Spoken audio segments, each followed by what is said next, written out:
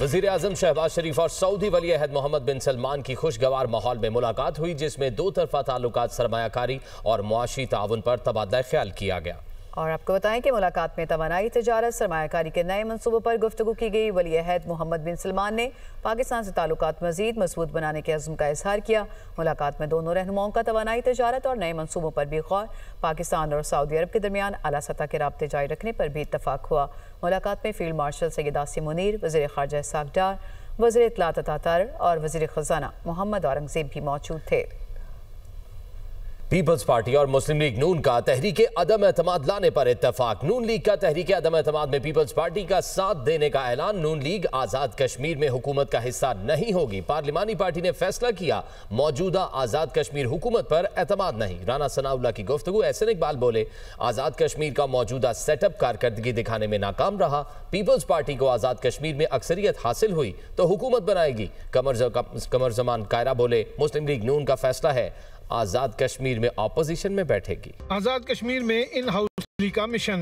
Peoples party ने अपनी तैयारी मुकम्मल कर ली। लीगी वफ्द की सदर आसिफ अली जरदारी से बैठक। तहरीक अदम एतमाद में साथ देने की यकीन दहानी। सदर आसिफ अली जरदारी से वफाकी वजीर एहसन इकबाल की सरबराही में मुस्लिम लीग नून की 3 रुकनी टीम ने ऐवान सदर में मुलाकात की। वफ्द में राना सनाउल्लाह और अमीर मुकाम भी शामिल थे। बिलावल भुट्टो जरदारी, चौधरी यासीन और फैसल मुमताज राठौर भी मौजूद थे। मीटिंग में तय पाया, मुस्लिम लीग नून मौजूदा वजीर आजम चौधरी अनवारुल हक के खिलाफ तहरीक अदम एतमाद में साथ देगी, लेकिन हुकूमत का हिस्सा नहीं बनेगी। पाकिस्तान मुस्लिम लीग नून और पाकिस्तान पीपल्स पार्टी में इत्तफाक राय है कि हमें तहरीक अदम एतमाद के ज़रिए मौजूदा सेटअप को तब्दील करना है और इसके बाद मुस्लिम लीग नून आज़ाद जम्मू कश्मीर का ये फ़ैसला है कि वो नई हुकूमत का हिस्सा नहीं बनेगी और वो अपोजिशन में बैठ के अपना जमहूरी किरदार अदा करेगी और आवाम की नुमाइंदगी करेगी। मीडिया से गुफ्तगू में कमर जमान कायरा का कहना था कि आज़ाद कश्मीर की मौजूदा हुकूमत बुहरान का सबब बनी है, इसे अदम एतमाद के जरिए खत्म किया जाएगा। राजा परवेज अशरफ बोले, जो मुआहिदा एक्शन कमेटी से करके आए हैं इसे पूरा किया जाएगा। आज़ाद कश्मीर की सूरत हाल के ऊपर मशावरत की और ये फैसला किया है कि मौजूदा आज़ाद कश्मीर की जो हुकूमत है, जिसका हम दोनों जमातें हिस्सा थे, तो वो आज़ाद कश्मीर के अंदर मसाइल हल करने तो क्या वहाँ पे क्राइसिस खड़ा करने की बाइस बन गई और उसकी मौजूदगी में ऐसे क्राइसिस खड़े हुए जिसको हल करने के लिए 2 दफ़ा फेडरेशन को जाके उस मामलों को रिजॉल्व करना पड़ा। अब इत्तेफाक राय इस बात पे है कि उनके खिलाफ अदम एतमाद लाया जाएगा और अदम एतमाद में मुस्लिम लीग और पाकिस्तान पीपल्स पार्टी इकट्ठे होंगे। पीपल्स पार्टी आज़ाद कश्मीर में हुकूमत साजी के लिए नंबर्स पूरे कर चुकी है। नया वजीर आज़म कौन होगा, इसका ऐलान बिलावल भुट्टो जल्द करेंगे। वज़ीर आज़म आज़ाद कश्मीर के खिलाफ तहरीक अदम एतमाद का मामला। नून लीग और पीपल्स पार्टी ने अपने अरकान असम्बली को मुजफ्फराबाद पहुँचने की हिदायत दे दी हैं। इसी से मुतालिक हम मज़ीद मालूमात हासिल करेंगे। ब्यूरो चीफ मुजफ्फराबाद असलम मीर ने हमें ज्वाइन किया। असलम मीर, बताइएगा क्या सूरत हाल है, क्या मामलात हैं जो सियासी मंजरनामा तब्दील होने जा रहा है आज़ाद कश्मीर में, उससे मुतालिक? देखिए, मुस्लिम लीग नवाज की तरफ से जो गैर मशरूत हिमायत की गई है पीपल्स पार्टी के लिए कि तहरीक अदम एतमाद जो चौधरी अनवारुल हक के खिलाफ वो आज जमा करेंगे आज़ाद कश्मीर कानून साज असम्बली में, उसमें अब जो फिगर है वो अब 36 पे पहुंच गया है।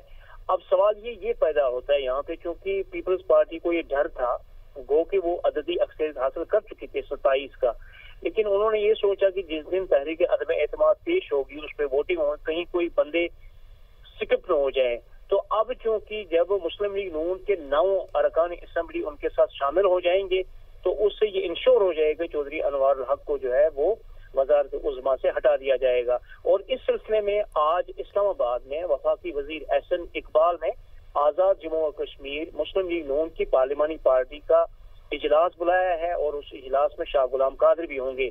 तीसरी और अहम बात यह है कि दोनों जमातों ने यानी कि पीपल्स पार्टी और मुस्लिम लीग नून ने इस्लामाबाद में मौजूद अरकान असम्बली को ये हुक्म दिया है, उनको हिदायत जारी की गई है कि वो टोलियों की सूरत में आज 10 से 12 बजे यानी सुबह 10 से 12 बजे तक मुजफ्फराबाद पहुंच जाएं, ताकि बरवकत जो है वो आज़ाद कश्मीर कानून साज असम्बली सेक्रेटेरिएट में तहरीक अदम एतमाद जमा कराई जाएगी और उसके बाद जो है नेक्स्ट मरहला उस पर वोटिंग और उसके बाद कायदे अवाम का इंतखाब।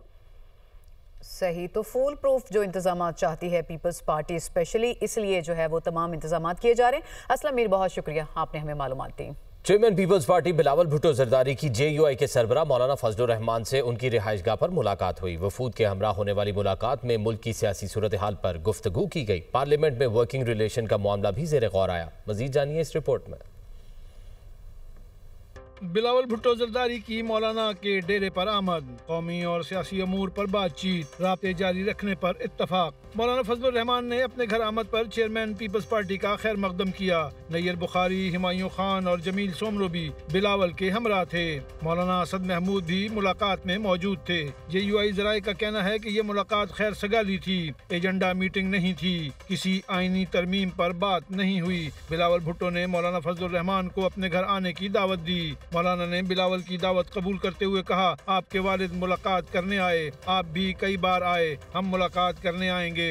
मीडिया से गैर रस्मी गुफ्तगू में सरबराह JUI का कहना था, पाक अफगान मुज़ाकरात की कामयाबी के लिए संजीदा राब्ता किया गया तो मुस्बत जवाब देंगे। मुल्की मफाद हमारी तरजीह है, हम मुल्की मफाद के पेश नज़र ही काम करेंगे। फील्ड मार्शल सैयद आसिम मुनीर का उर्दन के सरकारी दौरा। फील्ड मार्शल ने उर्दन के शाह अब्दुल्ला दोम से मुलाकात की।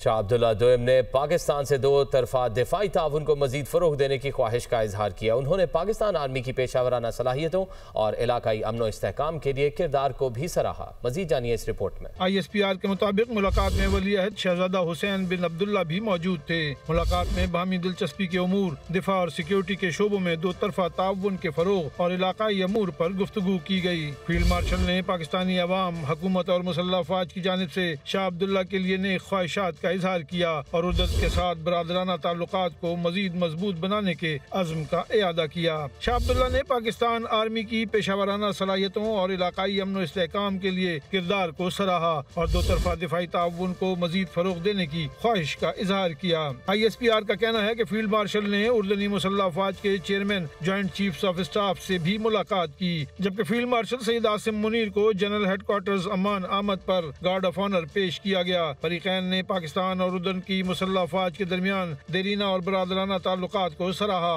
मेजर जनरल यूसुफ अहमद अल हनीती ने इलाकाई अमन सलामती के लिए पाकिस्तान की मुसल्लह अफवाज के किरदार पर खिराज तहसीन पेश किया।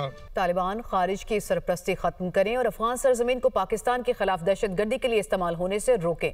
पाकिस्तान अपने असूली मौक़िफ़ पर कायम। और इस्तांबुल में पाकिस्तान और अफगानिस्तान के दरमियान मुज़ाकरात का तीसरा दौर हुआ। बैठक में सालिस भी मौजूद थे। बावजूद कुछ मनफी और बैरूनी असरात के पाकिस्तान और दोस्त मेज़बान मुल्क पूरी संजीदगी और खुलूस के साथ बातचीत को मुस्बत तरीके से आगे बढ़ाने के लिए कोशियां।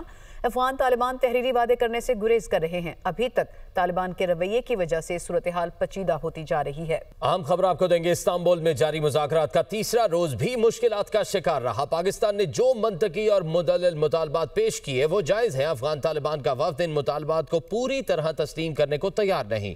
मेज़बान ममालिक भी तस्लीम करते हैं कि पाकिस्तान के ये मुतालबात माकूल और जायज़ है। डेडलॉक कहां पर बरकरार है? ब्यूरो चीफ इस्लामाबाद अदील वड़ाइच हमारे साथ मौजूद है, वो बताएंगे। जी अदील।